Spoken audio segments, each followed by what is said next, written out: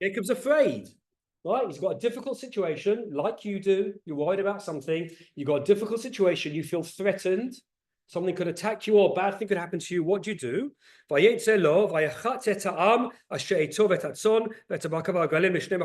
He divides his camp into two. Right, he separates out into two separate places, right? The family and the animals. If he comes and whacks one of them, right? Then the other one will be okay. Okay, so what's the first thing that he does?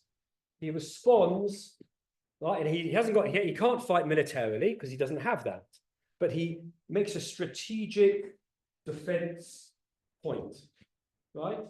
If you've read books about 1948, when Ben Gurion had to send soldiers all over Israel, he sometimes sacrificed places because he had limited soldiers. It's the hardest thing a general has to do, right? Which is like, what's going to work, what's not going to work. And a general has to have the guts to go, okay, that unit's going to probably get wiped out, but I can't afford to send more people there because it's more important to strengthen this. So the first response, I would argue, on Jacob's level is a strategic one, in a military context, a military one, right? Didn't pray to God. He immediately reacted with what needed to be done to defend his people to survive. That's level one in a reaction. That's what he does. Now, what comes next? Feel free to challenge and ask questions, by the way. Vayomer Yaakov, and God said, Elahei avi Avraham ve'elahei avi Yitzchak, Hashem ha'amay elai shuv la'atzcha, God, who's the God of Abraham and the God of Isaac, right? Who brought me to this land. He's talking to God now. Notice he says the God of Abraham, the God of Isaac. Why not just say the God of Abraham and Isaac? You know why? It's a different God. The Baal Shem Tov says, why in the Amida? You know, every Amida you say Elokei Avraham, Elokei Yitzchak, Elokei Yaakov, the God of Abraham, the God of Isaac, the God of Jacob. Because it's not the same God. We all relate to God differently. You can inherit tradition, but faith has to be gained. You know that. You davened as a kid, but as you got older, you start asking questions and you had to develop your own emunah. Right? Pardon? I used the wrong one to prove this, by the way. Right? But actually, there's elements of it. There's elements. The Baal Shem Tov talked about it. We'll have a go after Bino. But who's the God of Rafi? Who's the God of Bino? Who's the God of Shoshana? You've got to work that out. So Yaakov is talking to the God he's understood. And what does he say in verse 11? I'm not worthy. Right? I'm small from all the good and greatness you've done for me. And now I've had to do this. And what does he say in verse 12? Save me from my brother. Miyad Esav, from Esav. Because I'm afraid. Now, look what he does. Pen yavo, lest he come, v'hikani em albanim. Right? And he whacks and he kills mother and son. Why be so specific? Why not just, I'm afraid of my brother? Did Esav say he's coming to kill him? No. Did he say he's coming to kill? And is he coming? Maybe he's just coming to kill. Maybe he's coming to, beat him up. Or just to kill Jacob. But what's Jacob saying in this line? I'm going to read it more deeply. When you read Torah, by Sachs taught me, read slowly. Marinate in the texts. Listen to the words. What does it mean? Pen yavo v'hikeni em al banim. Mother and child. Well, what's Jacob doing? Pardon? He's trying to get mercy, but the way he writes, the way he speaks. Pen yavo v'hikeni em al banim. Not selfish. Pardon? Not selfish. He's not selfish, but being positive things, yeah? The first one, where it's to me that shows lack of emunah, but then he went on to say it. Okay, it's interesting you say it that way. This is what we're going to debate. But the way he's talking, why does he say that? To have married his first wife, or... Well, that's other stuff, but that's not why he's going to kill them. On the contrary, he'd just take them as his wives. Okay, but so what? They kill the kids. They kill the kids and take them and have more kids. Use them, just like Achashverosh was going to use Esther. Well, why is he talking like that? Come on, be emotional. Come on. I know some of you are British and you find it hard. You lived in Israel. You wear shorts now. Come on. You can relax a bit. What? No, but what's just more simply? Why doesn't he just say, I'm worried? Why does he say, I'm afraid that mother and child are going to be killed? Yeah, he's scared. He's expressing his fears, his deepest fears. They'll kill my kids. They'll kill my kids. It's not deep, it's emotional. I don't live in Israel. My friends all live in Israel, B'nai Cube with me. Their kids are in the army now. And I would sit in my office at SJS, and when they would get sworn in ceremony, they send the link, and I'd sit there in my office in Hendon and just cry when they got sworn in. Because it's like, my friends' kids are going to the army. And when our kids are fighting the army, what are you scared of? You know what you're scared of. You're scared of them not coming home. You don't want to say it. You don't want to say it to your kids. You've got kids there. You don't want to say the words, do you? Because that's too loud. But that's what prayer is. You express your fears. You let them out. You say it. Not to other people, okay. But to Kadosh Baruch Hu, you say. Jacob says it. Pen Yavov Ekeni Em. It's not just Em Imbanim. Em al Banim is like mother over child. He's imagining a death scene of his wife and kids dead. It's horrible. But this is the fears that you have. If you're a Marvel fan, that's the dream that Tony Stark has of all the superheroes dying. In lots of movies, they do this. You dream. What's your fear? You wake up, right? I'll tell you this personal story, but it's not. Our first daughter was born in Israel. We were talking about it on the way. And so 6 weeks before we left Israel, 2004, Levon was born. And we lived there for 6 weeks. We came back to England. And I never forget this, Shoshana. I had a dream a month after she was born. This dream, it's the most vivid dream I've ever had. In the dream, she died. Didn't wake up. And then we buried her. And then I said Kaddish. And then it was years later. And then I woke up, sweating, and I ran into her room. And I looked at her lying there. And I was like, what? It was years after she died in my dream, not just that. I was like, what the hell? I'm a rationalist. What the hell just happened to me? And I talked to a number of people, and they said, Abe, my psychologist friend, and he said, your body, your mind was expressing your worst fear. Like, you now have infinite responsibility for this child, and your mind is afraid, and it imagined if the whole thing went bad, and that you survived it, even you'd lived it. The most amazing thing, right? When you daven, and I'm going to disagree with you respectfully, level one, you don't immediately daven. It's not a lack of emunah to immediately defend, right? The first thing on October the 7th was not take out a siddur, it's get in a car and drive down, which they did, right? Religious, not religious, left wing, right wing, they drove straight away. You defend. That you've got to immediately defend. That's level one. That's what you do. We learn, that Rabbi say, learn from Yaakov. That's what you do. It's not a lack of emunah. It's you're human. That's what you've got to do. Now you're doing that. Now you turn to Kadosh Baruch Hu. Now you turn. And you're not asking. Now, what happens? He says, Hatzilenu na miyadachi. Save me from my brother. Right? Save me. And then don't let him. And then you express your fears. You let it out. Right? Have you done therapy?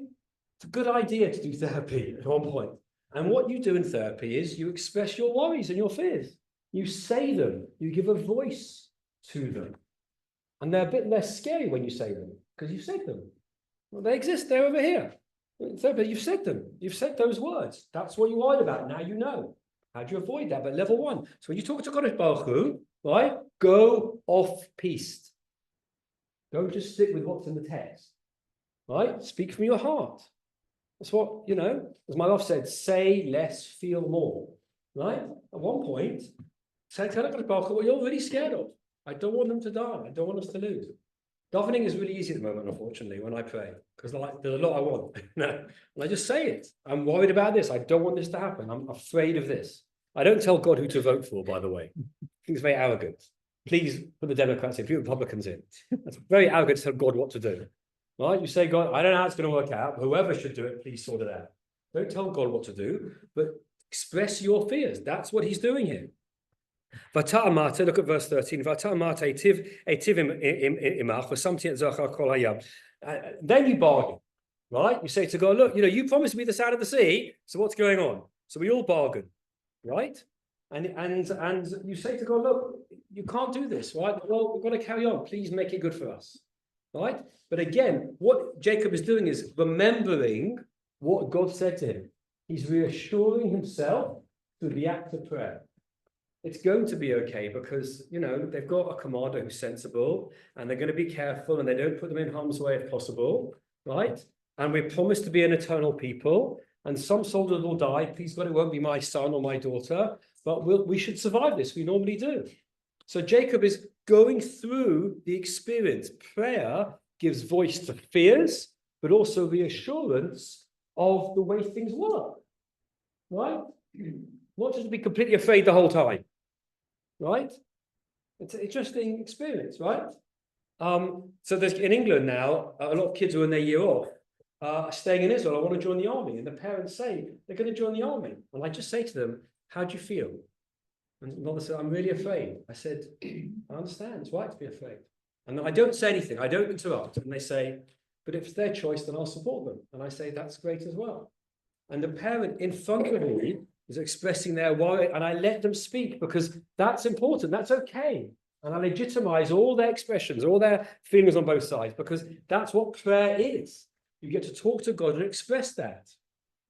And now the most amazing thing. What happens next? Verse 14. Vayomer Hashem ani yaseh. Is that what it says? My one said, my one? No? God didn't answer? Is it not in your one? Verse 4. Vayomer Hashem? No? No. Because it's not there. God doesn't answer. And Jacob never expected God to answer. It's the most simple point. You've never noticed it. Jacob prays, no expectation of response. And this is Torah. This is not like now where God does not. God talks. Why doesn't God talk, guys? Why is there no response from God? He talks directly to God. Why is there no answer? Did he go, "Oh, God didn't answer me"? Yeah. Is it? Because Esau is not going to find. God knows that, but so. Well, first of all, we're not sure about it because he might have. There's more that's going to happen, and Jacob doesn't know that. Right? So God doesn't answer. So God doesn't answer our prayers because he knows it's all going to be okay. I mean, I hope that's the case. That's brilliant, but I don't know. God doesn't answer us anymore because it's all going to be fine. But we'd like God to answer. But the truth is, that's not what prayer is. It's a mistake to think, I ask, I get. That's children. It's like a child's letter. Dear God, I kept my part of the bargain. Where's the bite? I know as children, and I don't think it's immature because if it's how you think about it, I'm not going to challenge you. But for those who've got questions, look at the Torah. It never expected a response. Jacob isn't going, "Where are you?" He doesn't expect a response. Something happens that night with an angel fighting, but they never, which is amazing and is God-like, but even then they never talk about Esau coming. It's nothing to do with it. You don't expect a response from prayer. Yeah.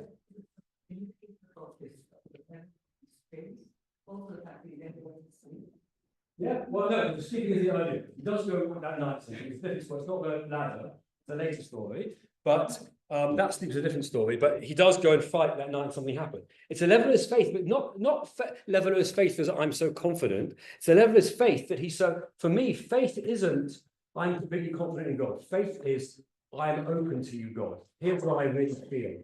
I'm not afraid to express my feelings. That's what faith is to me. Tell me, like opening up to a therapist or to your loved one or to your child or your parent or someone. You open up what you really feel and they accept you for it and they let you cry and they hold you or they're with you. And something changes when you share. Isn't that weird? Right? You share your emotional feelings with someone you trust, professional or family, and somehow it's a bit better because it's come out. It's not inside you anymore. It's out a bit. That's what prayer is. Not every prayer, not a mincha on a Wednesday afternoon, but some prayers will be like that. And that's what Jacob does. And here's the clever thing. What does that allow Jacob to do? So then the Vayvalin Barahu, right? And then he look at verse 14. And then he sleeps that night. He does sleep that night. And what happens? Vayikach min haba biyado. He takes what he's got in his hands, mincha, presents for Esav. Izim, matam, all these animals, hundreds of animals and different things, and he sends them gift after gift to Esav. Now, you've probably learned he did three things. He divided his camp, he prayed, and he sent gifts. But here's the thing in time, Rashi always does this. What's the connection between the three?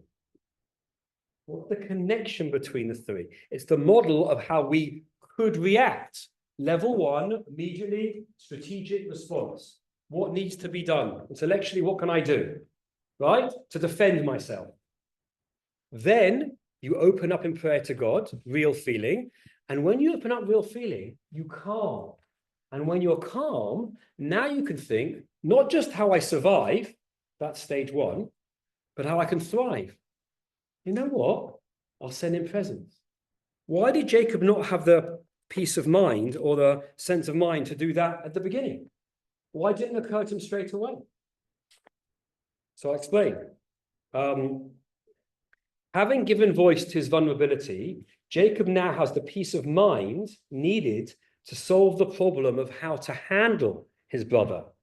His open-hearted act of prayer afforded him the composure required to sympathize with Esav's pent-up feelings and to understand why he was reacting in this way. When you're angry and afraid, you can't understand why they're doing it, right? So immediately, we talk about October the 7th, go down and deal with this. A bit calmer. Let's not start the war straight away. What's this about? This is about Hamas leaders. This is about Iran. This is about oil. This is about money, right? What are the interests of our enemies? And how do we address those? That's the real battle. There's the immediate reaction of how do we survive? So till tomorrow. And Israel was shocked by that. And then we thought for a bit. For us, thinking is prayer, is reflection. And then we could do it. This in turn enabled Jacob to work out the best way to respond to Esau. The pragmatic mode of thought is an external response generated for us to function effectively in the world, but it needs to be accompanied by an internal response, right? This mode of thought focuses on the emotional anxiety involved and search for deeper meaning, and that is also part of the struggle we face. Only when we address both pragmatic and internal modes of thought, right, can we successfully move forward. That's the lesson of prayer. You don't expect God to react to you. The act of prayer, which is getting in touch with your internal divine self inside you, helps you work out what to do. And Bino, this is Maimonides' approach, right? This is what Maimonides, as a rationalist, talks about. Prayer calms you. It gives you focus. It allows you to frame on the bigger issues, right? So that there's still worries, but realistically, what's the end? Your immediate reaction is kill them all, fight. That's not going to help. Let's be calm about this. Defend immediately, and prayer gives you that space. That's what prayer does. It's not this magic thing. Sit to God and sit and wait. You know the end of the David Hashemoy Vishi, Psalm 27, that we say the whole month of Elul. The last line is what is it? Kaver Hashem, hope to God. Chazak ve'ematz libecha, strengthen your heart. V'kaver Hashem, and hope to God. So it says, hope to God, strengthen your heart, and hope to God. It says it twice. Hope to God, strengthen your heart, hope to God. The Gemara says, hope to God means pray, right? And then if God doesn't answer, whatever happens, pray again. Because it's an ongoing relationship. It's not a one-to-one, it's an ongoing relationship. The act of daily prayer will focus you. What do I care about? What's my purpose? Why am I doing this? One line of the Shema every day, or Shabbos morning, or regular prayer that you do calms you. If you're sticking to the words and just going like that, you miss it, okay? But if you're calmer and you let the words go over you and say less, feel more, it helps you be calmer of how to live. That's what it does. That's what it's meant to do, right? I got sent the most amazing video of Hashanahs this year. You know the Hashanahs in Shul, where they stand with the Sefer Torah in the middle and they walk around all over the etrog, right? I got sent this 1-minute video on the morning of the Hashanahs. I looked at press go, it was a tank. just a tank. All he saw a tank. And suddenly you heard, Hoshana. And from around the side of the tank came a soldier with a little vanette. Hoshana. Another one behind him. And they start walking around the tank. Amazing. Right? Doing Hoshana's there. Right? But I spoke in July when I was here with the Sachs scholars, with Lady Sachs. I met a whole bunch of soldiers. And we had some amazing conversations about prayer and what they do. And we prayed with them and talked. And, you know, when you see soldiers praying, it calms people. It focuses you. Why am I doing this? You know what Rabbi Sachs' legacy did? They took a chapter of Rabbi Sachs's book, Why Be a Jew? They translated it into Hebrew, made a small booklet, printed 50,000 and sent it to all the soldiers on the front line. This is why you're fighting. That's what it's about. It's about your family, it's about your country, and it's about your heritage, right? That framing helps you think more calmly. Those are the 3 steps of prayer. There's a lot more in the chapter on prayer. There's just one little section of what I talk about. But I'm showing you, it was always wrong to think that God's going to answer you straight away. It's not how it works. Now, any questions on that? Because I'll do it more general just in the last few minutes, a bit more stuff about the book. Any questions on that aspect of prayer? There's a lot more to prayer. Emotional feeling, learning the language. There's lots of elements to it. Formal prayer, informal prayer, difference between men and women. I know there's a lot of stuff to cover. But at the heart of prayer, I just want you to get over the idea of expecting it immediately to react. It's a different kind of relationship. Any questions on that? Yeah, didn't expect a response. Yeah, but if you go on to remind them of the promise he made. Yes, yeah, you can definitely bargain. The Jews, once you bargain, right? But by the way, even bargaining, though I try to argue, is self-reflection. It can't be that bad because God promised, like when I first showed my daughters E.T., right? Right? Lavona was 8 and Sapir was 6, and they're crying their eyes out, which is what I wanted in the middle. And then the one goes, it's going to be okay, Sapira. Abba wouldn't let us watch it if it ended up being bad. That's what we're talking about. She's in her head realizing, look, this is a control, Abba's giving me this, right? It's going to be okay on some, I'm still crying, I feel it, it's going to be okay. So if the bargaining is also realizing promises and realizing the situation. I know I'm talking in a different kind of way than you're used to, but I just read the verses. It really struck me when I read it. He doesn't expect a response. That's not what prayer is. It's a mistake. Yeah, you see? You're so desperate to believe in a little sign, you'll go for it. Do you believe I set that up? I didn't. But we do little signs the whole time, a little red thread, a little that, right? Anything to just be able to go, I know. Because to reassure ourselves, the most reassuring thing is your soul, is your expression of your feeling. That's turning to God. Everything else, for me, is idolatry. Everything else is turning to something else. So turning to yourself and expressing your real fears and allowing it to not know. You just want to jump on something. You're reassured. But come on, we're adults. Please, let's be adults. Yeah, let's be adults. It's more thoughtful. And it will help our children, our grandchildren, if we think in this kind of way, more philosophical. You are, some of you are very calm. It's going to be okay. Things are calm. How are you? And that reassures. That comes from a life of prayer and seeing the world. So one of the questions I always hear is, well, I prayed, why did Hashem not answer me? Or for today, how could Hashem let this happen? Right. So. Yeah. So some say, so yeah. So to say what should be and how Hashem rules the world. Okay, what appears to us to be bad or not good at the moment, Hashem has his ways of working, and we should not try. Yeah, that's the Gamzula Tova. Yeah. Yes. So when people, it's also Yiddish, but it's older. Yeah. He has his own plans. But I'm going even further than that. I'm saying even expecting an answer isn't how Yaakov thought. You might think like that, but Jacob didn't. And if the Torah teaches me this, maybe I should think of Jacob's way. But my point is, you reframe the question, right? Not is God answering, but what am I doing? Or can I re-understand this in a different kind of way that makes me think about it differently? Right? And not to think of God as some kind of magical trying to fix this and fix that in that way.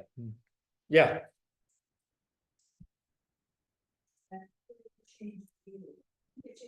Right. And that's a very profound thing. And also everybody around you. Prayer changes you, but also around you. When someone's ill and people pray for them, it helps. Can't cure cancer.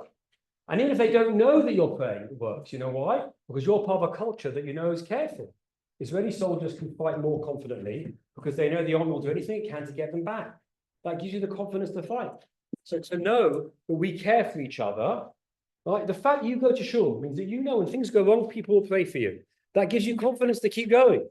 That's what prayer is all about, right? So it affects it in multiple ways. There's a lot more to it in the chapter, but I'm not going to answer all the prayers, but this is just one key point I want you to see just from the Jacob, just from reading the verses. Yeah. Does Birkat Haminin have a common effect on it? Pardon? Birkat Haminin, Yes. so not human, Right. does that have a common effect on it? Yes, it's talking about the law about your enemies should be destroyed. Absolutely. Justice should happen.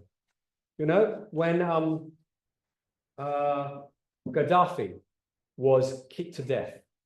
Remember that? Like Gaddafi died, right? Right? When Gaddafi, same with Hussein. I was sent the video. You know, my friend said, look, you can watch this. I was like, you know what? I'm really glad he's dead. And I thanked God. I didn't press yes on the video. I don't need to see it. Right? That's murderous. That's violent.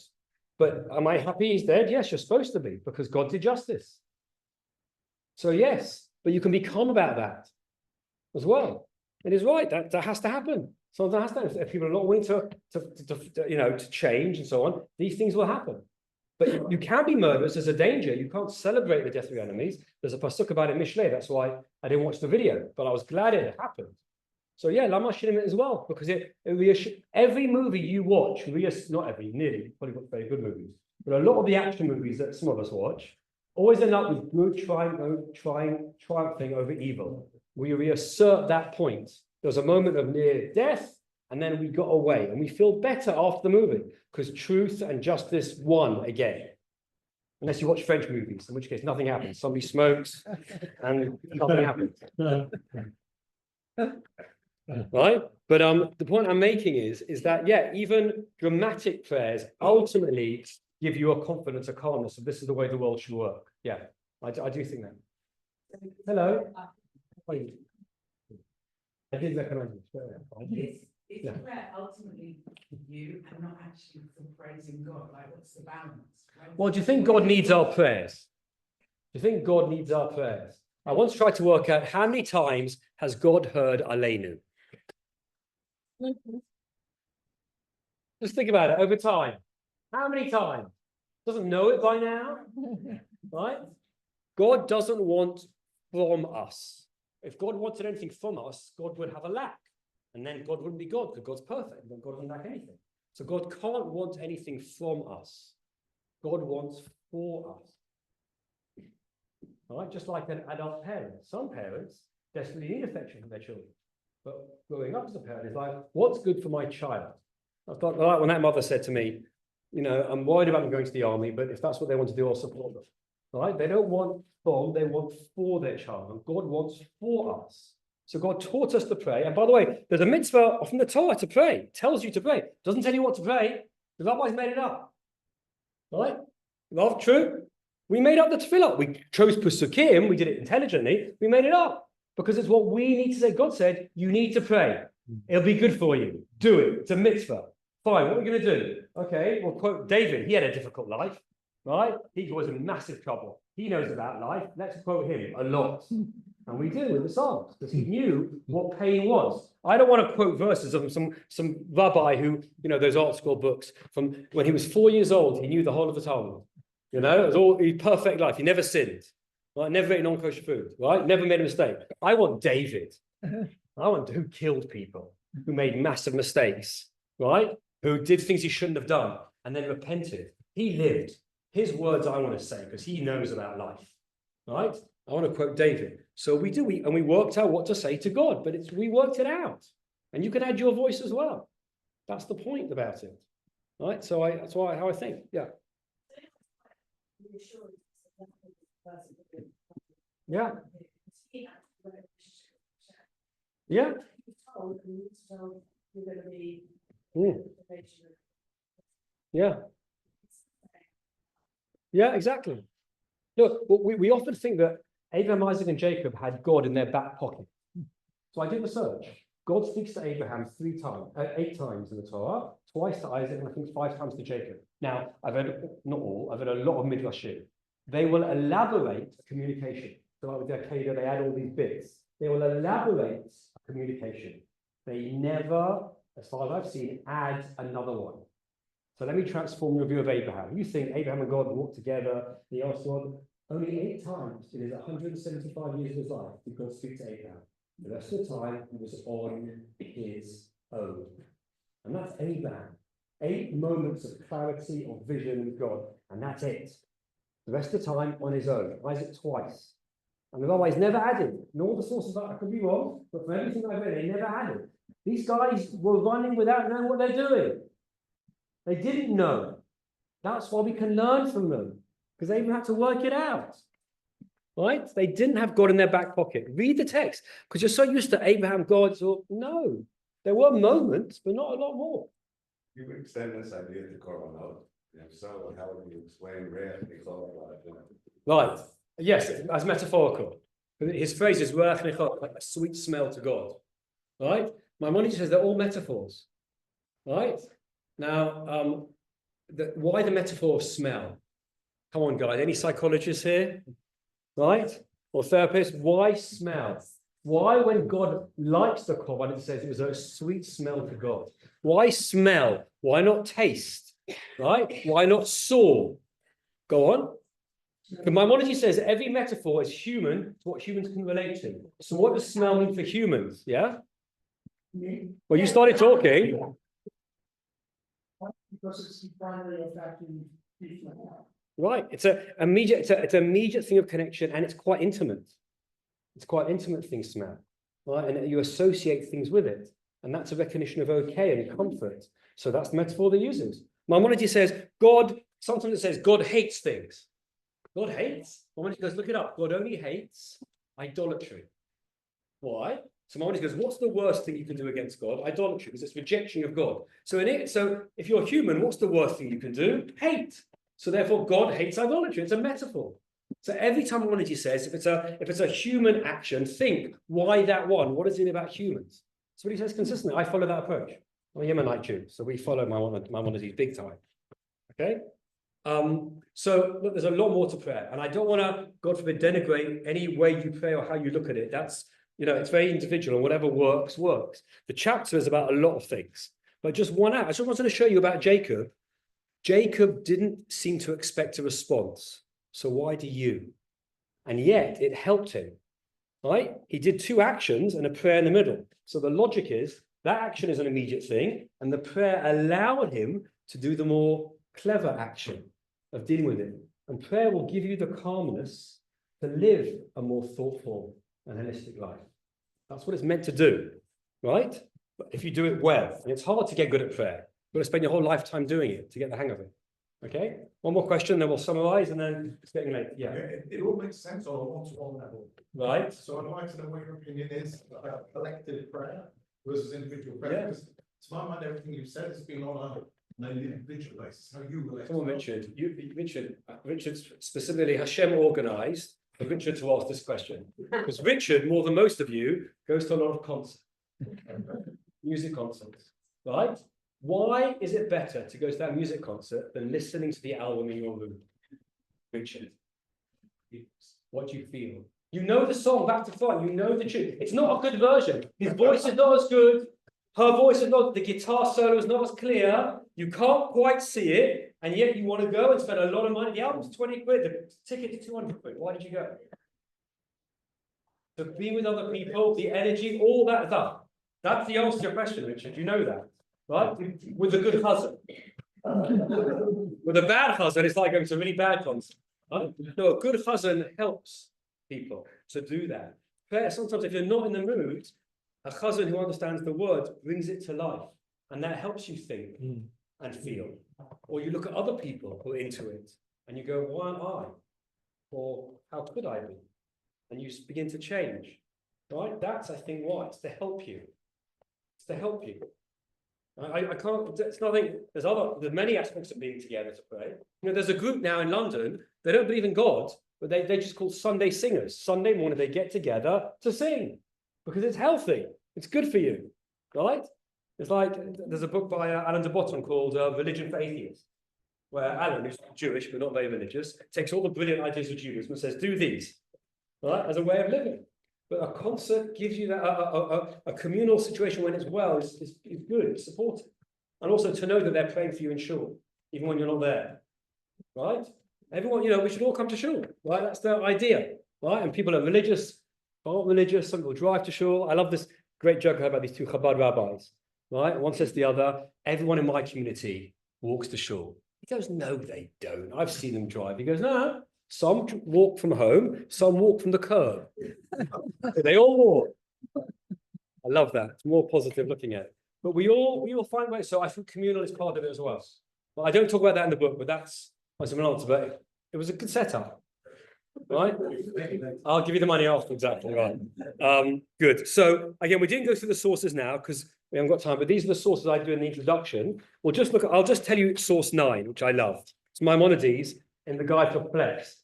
He says the following. He says, I'll tell you outside, but I said, say you went up to someone and said, do you want to know the meaning of life? Do you want to know what God is, what angels are, what the soul is? They'd go, yeah, please tell me, I want to know. And if you said to them, it'll take about a week, they'll go, thanks, but no thanks. I'm a bit busy, right? They won't realize that it takes time to learn stuff. Just answer me right now. Well, by Sachs once, I was going to a lecture with students and they asked a question, someone asked a question and he said, I read a book about it. And then moved on to the next question. And this woman said to me, she goes, I was really upset. I said, why? She goes, I asked him a question. He said, I read a book about it and then didn't answer me. I was like, don't you understand? He was saying to you, your question is so important and so relevant. I spent an entire summer after a year of studying and wrote my best understanding of it and the best response I could do to you. And I published it for you to read even when I'm not there. I said, buy the book, read the book. And if you still have a question, go and talk to him. So she did. And she did. And she understood, right? Buy the book. Well, I've read the book is a way of saying, I take your question seriously. But Maimonides said, people aren't willing to make the effort. It'll take about a week to read the book if you did nothing else. Okay, so I put that in the introduction to say, the answers, I'm not going to give you a glib answer. It will take thought. You'll have to read it a couple of times, right? If you try and read it late at night, it won't work. They asked the, do you know this one? I think it's the Kotzker Rebbe. They said to the Kotzker Rebbe, why don't you write a book? You know the story? I think it's the Kotzker Rebbe. Is it the Kotzker Rebbe? I think so. What? That's Kotzker Rebbe. Why do you not write a book? He goes, I'll tell you why. If I write a book and I give it to my Chassidim work really hard. And they haven't got time to read the book during the week. So they only get a chance to do it on Shabbos. And it's Friday night and the kids are there and they've got to wash up and then finally everything's away and they sit down to read my book and they open it up and they yawn, they fall asleep and the book falls on the floor. And for that, I should write a book. It's the Kotzker Rebbe story, right? So you'll fall asleep, right? But if you read it in the morning or during shul, well, I hope it's okay, rather than talking, right? Shul, there's a lot of faff in shul. I sit in the front of my shul and I daven everything, right? 2.5 hours, but I still have plenty of time to read for half an hour book. And I always bring interesting books to the rabbi to look at. So once I bought a book, it was great, by John Gray. It's called 7 Types of Atheism. Very interesting book. So the rabbi comes up and he looks at the book and he goes, really? In my shul, one's not enough. You have to do 7 types of atheism. Really? You're really reading that? It's a very good book, by the way, about how atheists believe ideologically like believers do in their atheism. Very interesting. But the point I'm making is, it takes time to read a book if you want to read this one. It won't be easy, right? And some bits you'll go, what's he talking about? But hopefully some bits you'll relate to and will help. That's the idea of the book. That's why I wrote it. And I'll finish off with this. When Rabbi says he's finishing, about 5 minutes to go. Okay? You know that, right? When I was in Edgware growing up, we used to play sermon cricket. You know sermon cricket, right? So that's a 1, right? That means you're out, right? And then like this is a 2. So you'll see, so the Rav starts going like that. So you go 1, Rabbi goes like that because I'm out and that's my friends go. We just sit there playing cricket while they don't do this with but it's how they survive it. But why did I go on to that? Yeah, no. So when I wrote the book, it's 3 parts of the book. Just to finish off, there's 3 parts. The first part is origin questions. 13 billion years, 3.5 billion years, the universe is that old. Why does it say 7 days? And why 7? Where does that come from? The ideas. The Torah wasn't the science book. What is it? Darwin evolution. Right? When I was in yeshiva, one rabbi said to me, anyone who thinks that we descended from apes probably did. So I said to him, really? That's your answer? He goes, yes. I was like, it's funny, but is that it? He goes, yes. I said, that's not good enough. It's not good enough. There's very smart kids who've studied evolution and it makes sense and it's accurate. So what's an intelligent answer? How could the flood story happen? Right? Did the Exodus happen? That's origin stories. Then I do ethics. Why are we sacrificing? I deal with sacrificing and eating animals. Right? Is it racist to be the chosen people? Isn't collective punishment wrong? Killing all of Amalek. Right? Why is that allowed? Collective punishment in the Torah. Right? We do it. I begin the chapter with Israel does what's did before house demolitions. A convicted terrorist, they'll warn the family and they will destroy the house. That's a punishment. Is that allowed in Jewish law? All that kind of stuff. And then the last part of the book is about faith. Not, I'm going to prove to you God exists, but what does it mean to believe in God? What does that mean? Okay, and I use poetry and other ways of thinking to help you think about that. Then, can you argue with God? Bargain with God, what that's all about. We always argue with God, right? We challenge God the whole time. And then finally, what does it mean? What happens if you still don't believe, right? Why be Jewish if you're not sure you believe? And I try to explain that. And then the last chapter is why pray, which we talked a little bit about today. So that's the idea of the book. The handout, we didn't have time to go through the sources, but they're about, it's really good to ask questions, right? It's not a bad thing to ask. Asking means you're thinking, right? Well, just source 4, I'll just do one because that's my favorite. No, source on your handout, it's source 3. Yeah? Right? They said, what did Rabbi used to do? He was like Azai. What did Azai used to do in the marketplaces of Tiberia? This rabbi would stand there. There was the shop for buying clothes, for tailoring, for food, and there was the rabbi shop. And what would he do? He would stand and say, Hareini patuach umuchan lahashiv l'shoalei divrei Torah kaven Azai. I'm here ready to answer and open any questions that you have, just like Ben Azai did. The Gemara. Right? I'm here to answer questions. That's the rabbi's job, to give you good responses. You don't like them, you find other ones and respond. And that's what the book is for. Thank you so much.